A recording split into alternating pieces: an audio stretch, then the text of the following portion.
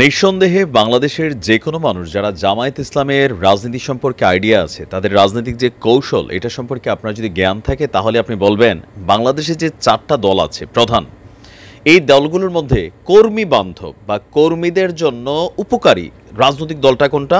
জামায়াত ইসলাম। কারণ তারা তাদের প্রত্যেকটা কর্মীর জন্য যে ব্যবস্থাগুলো করে রাখে, আপনি দল কইরা মামলা খাইছেন, জেলে গেছেন, আপনার পরিবার দল পালবে, এই টাকা কে দিবে আপনিও চিনেন না। তাদের বাইতুল মাল বা একটা ফান্ড আছে যেখান থেকে এই টাকাটা চলে আসে। আপনি তাদের দল করছেন, ভবিষ্যতে আপনার কর্মসংস্থানের ব্যবস্থা করবে, আপনার পরিবারের সমস্যা আছে তারা সমাধান করবে, আপনার চাকরি নাই আপনার চাকরির ব্যবস্থা করবে, আপনার জন্য সব কিছু করবে। কিন্তু বিপরীতে আমাদের বাকি রাজনৈতিক দলগুলোর মধ্যে এই জিনিসগুলো ছিল না।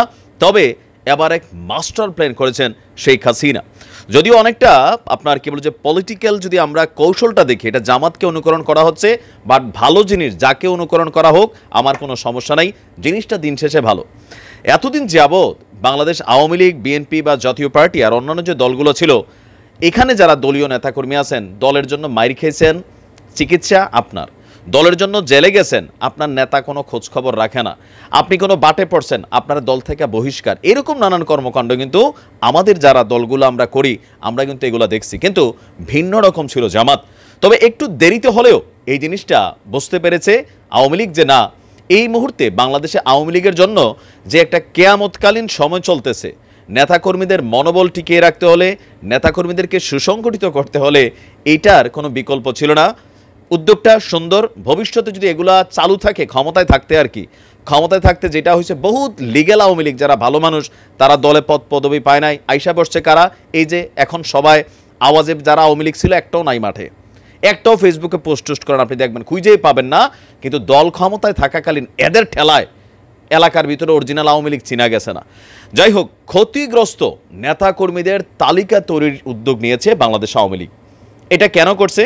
এটার পেছনে লম্বা একটা কি বলে যে ডকুমেন্টারি, নাম প্রকাশে অনিচ্ছুক বাংলাদেশ আওয়ামী লীগের ঊর্ধ্বতন কর্মকর্তারা বা নেতারা এ বিষয়ে গণমাধ্যমকে বলেছে 4টা স্টেপে একটা পরিকল্পনা করছে। প্রথমটা হচ্ছে ক্ষতিগ্রস্ত নেতাকর্মীদের তালিকা করা, ইভেন তাদেরকে যারা অবস্থাবান বা সামর্থ্যবান যে আওয়ামী লীগের নেতারা আছেন তাদেরকে অর্থনৈতিক সহযোগিতা করা, যাদের ঘর বাড়ি ভেঙে গেছে, যারা বিভিন্ন জায়গায় মামলার শিকার হয়েছে, হামলার শিকার হয়েছে, ব্যবসায় ক্ষতিগ্রস্ত হয়েছে, তাদেরকে সাপোর্ট করার জন্য নেতাদের আহ্বান করেছেন। পাশাপাশি বাংলাদেশ আওয়ামী লীগও তারা তাদের জায়গা থেকে এটা নিয়ে মুভমেন্ট করবে, নাম্বার 1। নাম্বার 2 হচ্ছে ক্ষতিগ্রস্ত ঘরবাড়ি এবং প্রতিষ্ঠানের তালিকা করা, যে কার কার বাড়িঘর ভাঙছে, কার কার প্রতিষ্ঠান নষ্ট হয়েছে সেটারও তালিকা করা।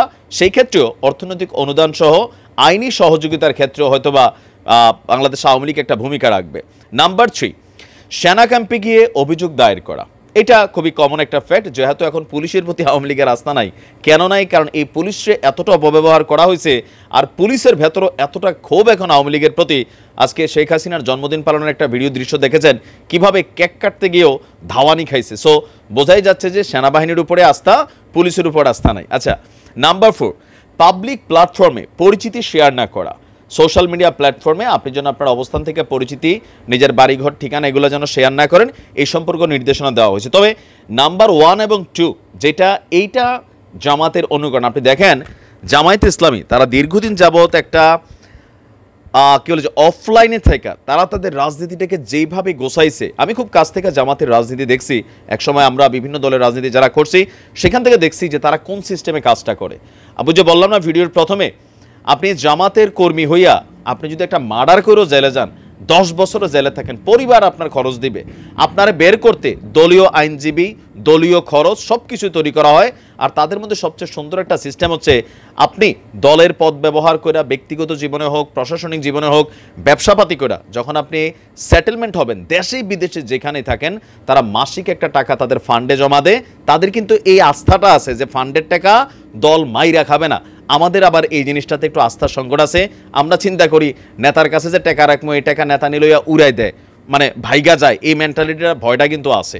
তো যাই হোক, হয়তো বা একদিন এই জিনিসটা হবে না, বাট ভবিষ্যতে এটা বিএনপির জন্য অনুকরণীয়, আমার মনে হয় যে জাতীয় পার্টির জন্য অনুকরণীয়। ভালো জিনিসটা যেই দলই করুক সেটাকে পিক করা উচিত, তাহলে রাজনীতিতে সৌন্দর্য আসবে। ভালো থাকুন, আসসালামু আলাইকুম।